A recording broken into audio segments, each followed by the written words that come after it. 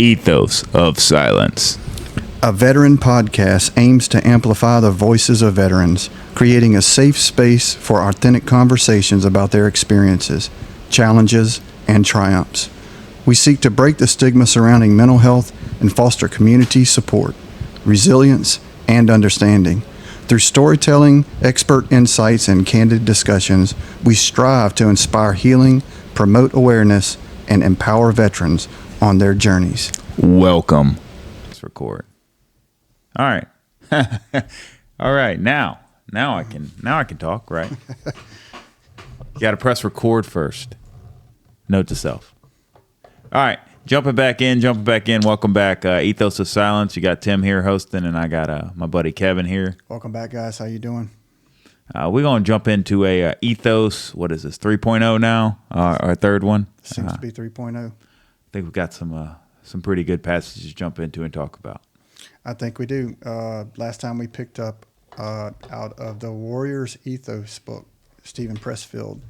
I think before we talked about fear on the battlefield, some type of ethos. Yeah, Alexander the Great and all that craziness about fear and technology. Yep, go back and check our other cut. Check out 2.0. Check out 2.0. That'll tell you a little bit about where we were at and what we were talking about. This time we're going to talk about the instinct of self-preservation. No idea what that is. So it starts by saying that some say that self-preservation is the strongest instinct of all, not only in humans but in all animal life. Fear of death, the imperative to survive. Nature has implanted this in all living creatures. The warrior's ethos evolved to counter the instincts of self-preservation.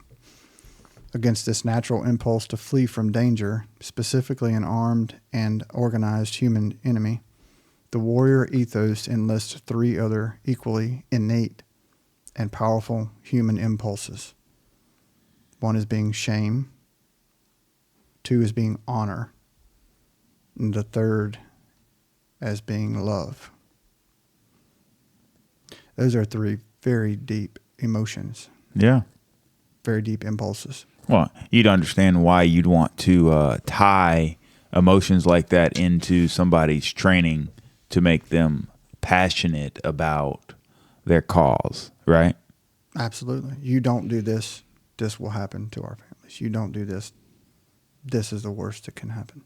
Well, and you get that way. I mean, me and Derek were talking, and we were talking about how they simplified the terminology for things to where we weren't even calling shoes anymore. They were go fasters because you go faster when you have your running shoes on your feet, right? So whenever they get you thinking of something in such a simplistic nature, then when they teach you a lesson in a very simple way, there's no way that your brain complicates it because your brain's now mush. Yeah, they've coined range walk.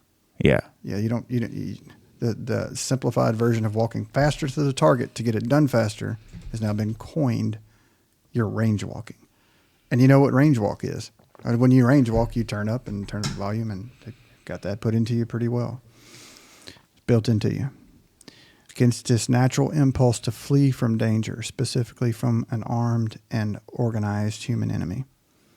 So they bring that out in you.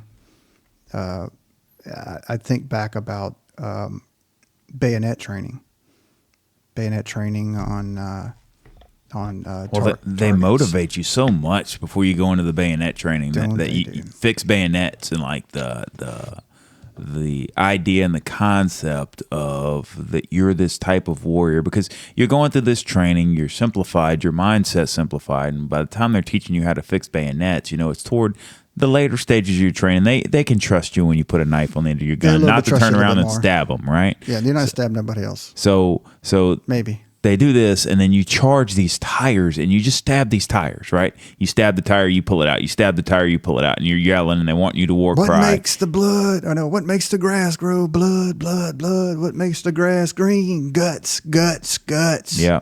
So you're get it. You're just baptized into this way of thinking and these terminologies that are now just part of the core person that you've become. It's very powerful. You have now moved inside, and your DNA has changed. So they torn you down to this simplistic little one-cell organism that now brain barely fucking works, and then they baptize you into being this warrior. And now, as you're this warrior, you have you can't help but buy into the ideology that you've been sold. Oh yeah, all your natural instincts to react to what you were seeing in front of you, how now been built into you. This is how you react now, and that's ethos. That's ethos. That's ethos. Yeah, you can't get it except through training, massive, immense training. Your body has broken down. You have no more habits that you would have had. Picking up something, putting it down. It's just. Do instinct. they refer to any ancient cultures in that thing that they're talking about, or it's just the fact of trying to break the actual self-preservation? It's like just the basic ideology that obviously all of them somehow have to have tied in there to build the warriors, because the Spartans had the aragogi where, at 8 they forced the kids or at 7 they took them away from their moms and forced them to steal and all the stuff, and each warrior culture had its own thing, but just like each branch has its own training thing. Like Marine Corps has its recruit training, Army has all its training, and you have all your advanced trainings from there, and they get you thinking and they baptize you in their ideologies. But they go on a little bit further. It seems like they carry some of these impulses into 6. Ethos is ethos. So this is just kind of light.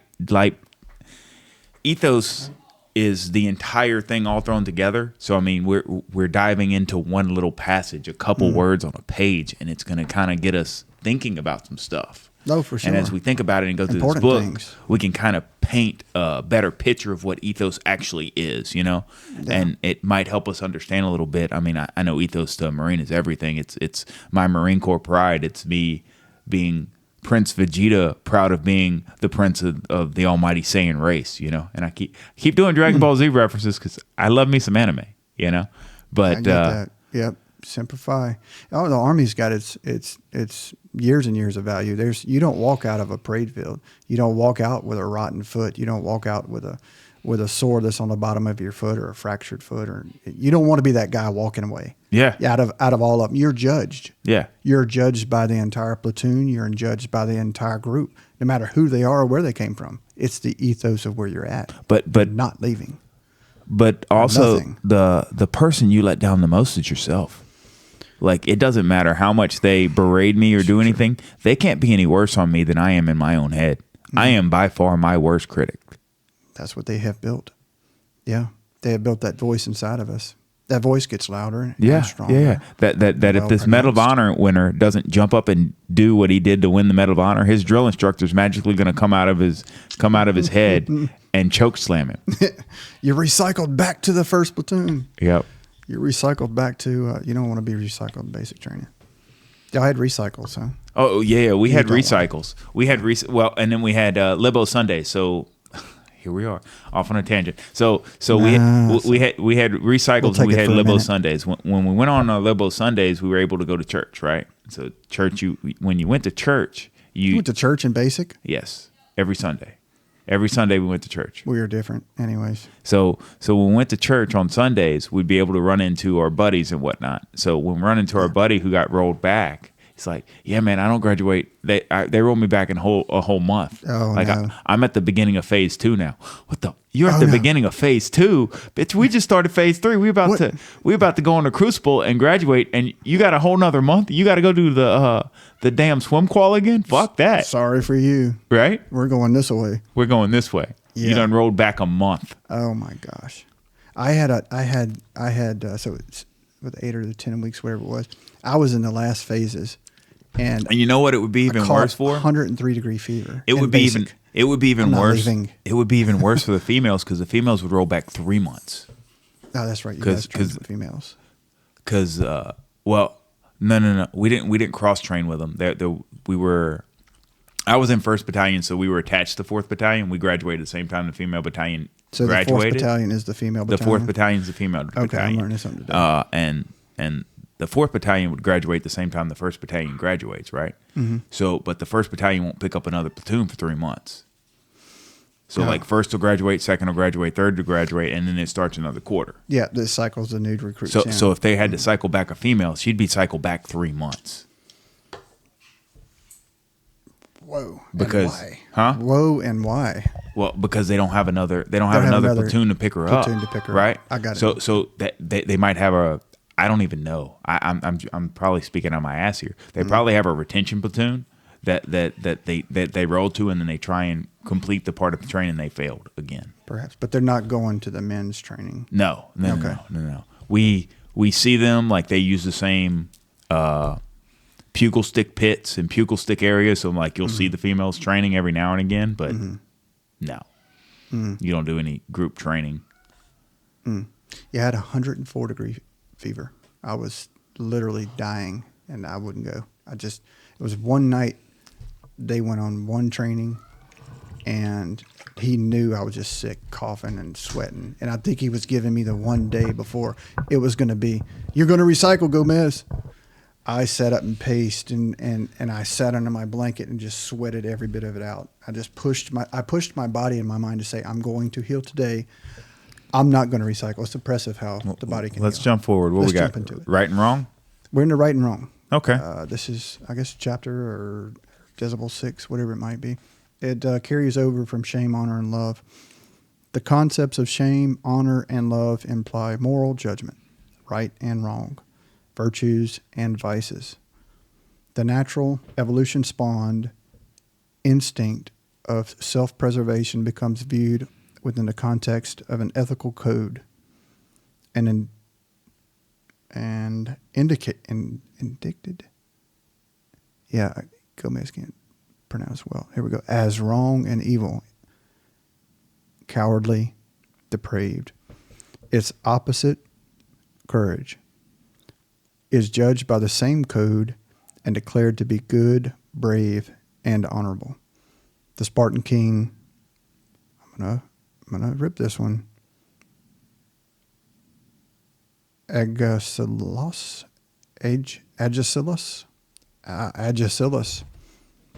Correct me if I'm wrong on that one. Go ahead and just tear me up in the comments.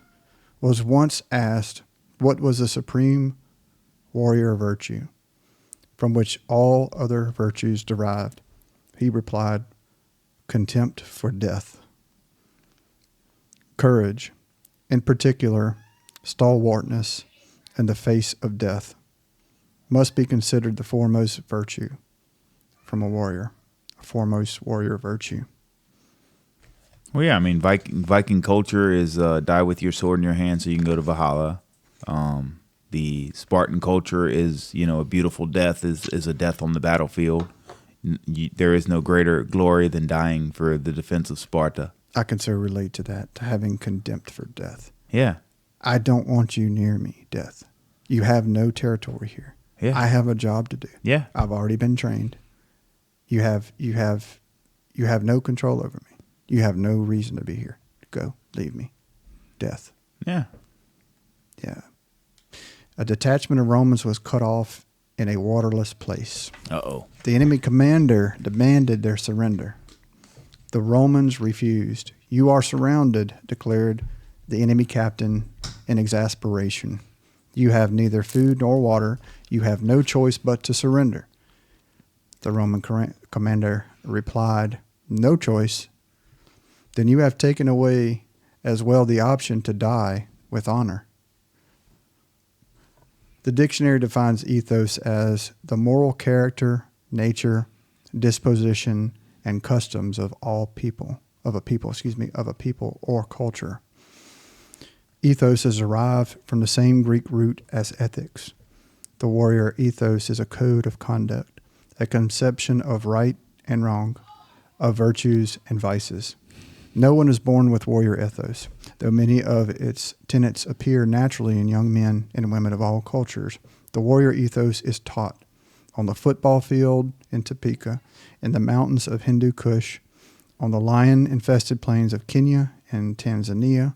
Courage is molded for the youth by fathers and older brothers, by mentors and elders.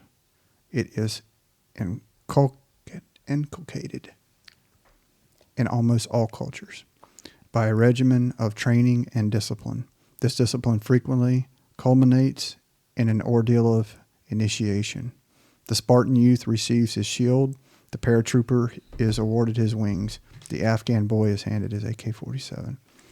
Yes, indeed. Yep, the Marine gets his Eagle Globe and Anchor. Oh, and the engineer gets his castle. No, it's not a Mario Castle. Shut It up. looks like fucking Mario Castle. You keep spinning over there your imagination. Should put Mario Castle on there with fucking Bowser standing on top of the crate. I'll come blow up y'all's LMTVs or whatever. Oh, and then I'll put the little line with the little piece of TNT for Mario to jump on. Well, that doesn't sound on the so top bad. of the crate. When you put it that way, with Bowser on top of the castle. There's a general watching this right now saying, "Oh man." Funny. Tim is saying this. That's it. That's it. Give me some military funding for my podcast, and then we might pay tribute. He's never given you any tribute. And I won't animate it. Oh gosh, this is not going to hit home very well with these guys. So ethos, right? Mm. So we've got. Give me a quick summary of what you read. Right, you've got the fact that right and wrong. So we started with. The instinct of self-preservation. Okay, we started with instinct of self-preservation. We jumped to right and wrong out of that, which is basically your morals. So the instinct of self-preservation, the morals, and the fact that it's instilled through training, which is basically what we were beating a dead horse about already, which is awesome. Yeah, it's the imperative to survive. Yeah. It's the contempt for death. It has no place as you have become the warrior be in your life. Like you told me before, everybody's got to stand in line for that, Like I was telling you, I was in a dark place and all this other different stuff, and I mean, you made me laugh by saying everybody's got to stand in line for that. But I mean, that's it. Like you're not authorized to do that, Like it's sad whenever you got to talk to somebody as if they're still in the military or like they still need permission to execute different things, but it's true. Well, I don't know if the Spartans had this, and I haven't gotten to that part yet, and I have to admit I haven't read a lot of the culture of the Spartans. Of course, was raised up on it, but many of the cultures had the judgment that is carried in life is also carried in afterlife. Yeah, and we can relate that to so many. So those that would want to take their life and not only stand in line, but you cannot, you will not, and you do not, because not only are you shamed and you are depraved from whatever you've earned here, you're depraved in the afterlife of that. Yeah, you not only are you shamed for the act of doing it yourself, you now have given up all the spoils of war, all the rewards of your life that you've accomplished, that you're now going to be blessed with in the afterlife. You're now giving those things away. They're gone after that. Yeah. And it feels like as a Viking warrior, you're trying to get to Valhalla, right? And in the pursuit to get to Valhalla, you need to die an honorable death to get to Valhalla. Well, an honorable death is a death on the battlefield with your weapon in hand, is an honorable death. Mm-hmm. Well, I mean, if we're going to talk about it, let's be real. Even the Christian belief is the same way. Yeah. You have no grounds to do anything that has to do with taking your life. You are to stay here. You are to fight the good battle. You will be under persecution. The Christians are the most persecuted believers there on the planet. And there is, in the afterlife, the amount of what you receive here. In Christianity, you are rewarded on different levels. But you're talking about individual persecution. And we were talking about this in and of itself. Without even going the religious route, the fact of you not wanting to be the one and you being the one who puts yourself to the most shame for putting yourself in the position of being the person who falls out in formation because you lock out your legs, right? You're the one who, even though somebody's going to do it, you're the one that hurts the most. Everybody's going to talk about it, it's whatever, but I mean, that's your individual pride that's going to take that hit, right? Yeah, that's you deep. Individual persecuting yourself, right? That's deep, man, of course. And I mean but that's what it comes down to whenever we're talking about this. That. Yeah, you fall out in information. That's something that's not aired out very well. I get it very well, but it's not the everyday average thought about in time am I falling out information. But yeah, you get judged, thrown to the wolves. and you're labeled the rest of the time as that. You hope it goes away.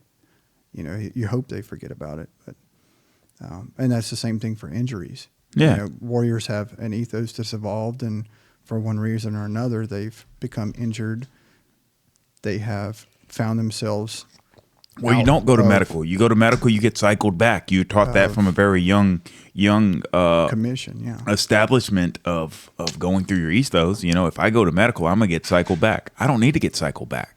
Oh, you're not taught that. Yeah, there's not even any talk about that. And then you get to the point to where you're in the fleet, or you're in whatever the Army's going to call it. We call it the fleet whenever you're actually a pogue person other than grunt in the Marine Corps, and you're in the air wing. You're in the fleet, and from that point forward, you take your health seriously so that you can complete your mission, but you don't take it seriously to the point to where I've got a headache, I'm not going to work. You know what I mean? Like there's a complete difference between the fact of drinking at a young age in the military, of going out drinking all night and waking up and running 3 miles in the morning, then going to work. And I'm talking about running 3 miles while chanting all of our crazy shit we chant. Right. Going to PT and all the other different stuff, and then going to work afterwards, or binge drinking all weekend, and then skipping your first college class and skipping all your classes on Monday and going to your class on Tuesday. There's a difference. Yeah, we called it going on profile in the Army. Yeah, your profile is now of one that is broken. Yeah, there's a broke D. You're a broke D. Mm-hmm. Army broke D. Yeah. There was that wasn't even considered to be an acceptable scenario. But it's not. Hurt. I mean, it's the bone can be out of your pants. Yeah, well, okay, I guess go ahead and put his bone back in and wrap it up, and I guess you have to go to the doctor. I guess. Is he back yet? Yeah. Where's Loucks? He broke his leg last week. Where's he at? Is he fixing his shit? Give him some ibuprofen. Give him 4. Give him 8. I don't know. Yeah, it wasn't talked about. You have to preserve they want to preserve every life on the battlefield to do its job, not to preserve the life. You have a job to do. The ethos is built upon that. It's built and it's ingrained. It has its realm of the code that we have sustained all the way through the military. For the Marines, you have your code, and for us, one was death before dishonor. Yeah, that was one phrase that I heard as a kid. The POWs in Vietnam were death before dishonor. They would pull their fingernails out before they would tell. Going on to that, that's why I don't like the term broken. Right? Like I use the term broken, but I don't like the term broken because POWs are a level of person, especially knowing, all the knowledge we have from the VFW. The POWs are a level of prisoner that are going through some of the harshest things you can ever imagine on a daily basis, and doing slave labor on a daily basis for, on malnutrition and everything else going on. Any type of sadistic torture that can be thrown at them. And depraved of. Physically, they are breaking down, but they are never broken in their mind and their spirit and their determination that eventually I will have an opportunity and you are going to regret the fact that you decided to take me prisoner instead of kill me. That's always. And I will make you regret this. Mm-hmm. And all you're doing every day is pissing me off more. You're not disheartening me. You're not breaking me. I'm not going to break. I know we build good soldiers. Yeah, we build very good soldiers here. We have a code, and we have the strongest amount of time we put in to have those instincts put into us. But the term broken does have its understanding. So that's why I like using it, because it's something you want to say that you feel, because you don't feel complete. Mm-hmm. And I know broken's the wrong term, and maybe one day I'll finally upgrade that term when I get a better word for it. But Another day, but we're on Ethos. We are on Ethos. We are on Ethos. Broken is definitely a natural reaction that has happened, and it's beyond Ethos. It says here that, as we were noting earlier, its opposite is courage, and that's what you were talking about in POWs, is judged by the same code and declared to be good, brave, and honorable. Many of honorable men in the past have been placed in those situations, and it's only been their ethos and it's only been their training that has kept any light of hope to preserve their life and to keep honorable to their country. Well, and I mean, that's why the VFW doing the POW MIA ceremonies and all that stuff are so impactful. You know, that 9/11 ceremony we went to, where they did all the POW and MIAs from Louisiana, like that was, I did not know my soul needed that ceremony as much as it did. Really? It was something that provided me solace in the universe, to where I could cope with some of the things that I'm dealing with and have a greater understanding and value that, I mean, I knew the military was going to keep chugging along without me. You knew the military was going to keep chugging along without you, even though you wanted to stay in, even though I wanted to stay in, even though Indeed so. Everything else really wanted to happen, right? And it was the ethos of feeling like I had more to give and there was more to be given, and I wanted to do that service. That's why we're still serving. And now our hashtag still serving. Yeah, sure. Yeah, for our brothers and sisters in whatever place you were in. So what's your ethos? Tell us maybe in the comments what it made the most impression where you were at that builds your ethos. Yeah, because I mean, this is just the beginning segments. This is the Academies of War of the book, so it's kind of telling some of the foundational parts of ethos. You know, so like what are some of the experiences that have helped build the foundation of your ethos? It'd be nice to hear some comments from people. You know, for sure. Tell us, was it Fort Bragg or was it Paris Island or?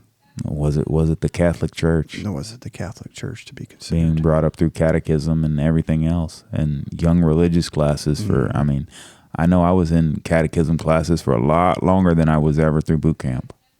Yeah. Matter of fact, I mean, I went through classes in church longer than I was in the military. I flunked out of catechism. I walked out. Yeah. Well. Yeah. Could have been anywhere. Where's your code of ethos from? Was it from your family? Was it from your father? And it can be a mismatch, man. It can be the fact that I like the way that this motorcycle biker carries himself. I don't like some of the words that come out of his mouth. I don't like some of the stuff they believe. But damn it, I'm gonna look hard ass like that. Do you have the biker look going on right now? That'd be nice. That'd be nice. Scruff. We need some cuts and some Harleys. See, there is a VFW. Okay, we're not going to go there. You know, there's a VFW writers group. I know. We need to start one. Don't threaten me with a good time. Don't threaten me with a good time. I ride. My last ride almost killed me. Another story for another day. Another story that's unexplainable. All right, brother. We're at 28. We'll go ahead and cut this one short. You got any final words? Nope, guys. Thank you for tuning in tonight. If there are any suggestive comments that you would like to leave that we could possibly reflect on, some constructive criticism, please leave them in the comments. Let us know how we did. Let us know some of your answers to the subjects that we covered tonight. And again, thank you for tuning in, and thank you for being part of the community. Hey, please jump into the notes, man. We've got our YouTube link in there. Subscribe to our YouTube link. And turn the notifications on so we can send out some notifications, and if we get enough subscribers, we can go ahead and do some lives so that y'all can actually ask some questions. We can answer some questions and try and make some headway. Maybe try and structure it. Do a couple different lives on a couple different segments so we can structure it in some positive ways. Get some questions and hear some stories. Indeed, when you hit subscribe, make sure you go back and press the button down and say all. You'll get all of our notifications. All right. Iron sharpens iron. We're out. Oh, we're out. If you need more information on veterans benefits, please visit our website at vfwpost4224.org. That's Victor Foxtrot Whiskey, post4224.org. All of our contact information is in the description of the video. Please email us if you have any questions. We now have a moment of silent prayer for those still in the battle, for our departed comrades, for those missing in action, and for those held as prisoners of war.